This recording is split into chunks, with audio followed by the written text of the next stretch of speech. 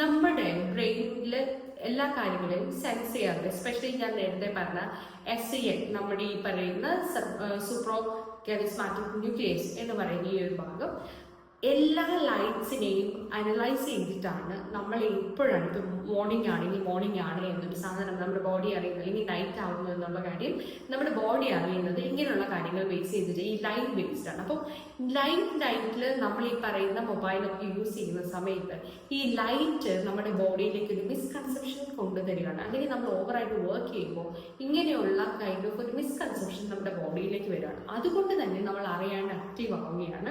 ചിലപ്പോൾ sometimes gaming ഒക്കെ കളിക്കുന്നവർക്കാണെങ്കിൽ മേ ബി ലൈക്ക് അവർ വിൻ ചെയ്യുകയാണ്, അല്ലെങ്കിൽ എന്തെങ്കിലും ഒരു കൈൻഡ് ഓഫ് ഡിഫറൻസ് വരുന്നു, അല്ലെങ്കിൽ അവരുടെ എന്തൊക്കെയോ ഹാപ്പിനെസ് വരുന്നു, മറ്റവരുടെ ഓറിയന്റേഷൻ മാറിപ്പോകണം, അതൊരു നൈറ്റ് ആണെന്നുള്ളൊരു ഓറിയന്റേഷൻ മാറിപ്പോകുന്നു.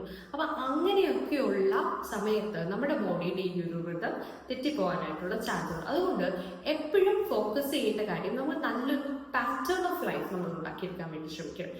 ഇങ്ങനെ ഒരു പ്രോപ്പർ പാറ്റേൺ ഓഫ് ലൈഫ് ഉണ്ടാക്കിയെടുത്താൽ മാത്രമേ നമുക്ക് മുന്നോട്ട് പോകാൻ വേണ്ടി സാധിക്കത്തുള്ളൂ.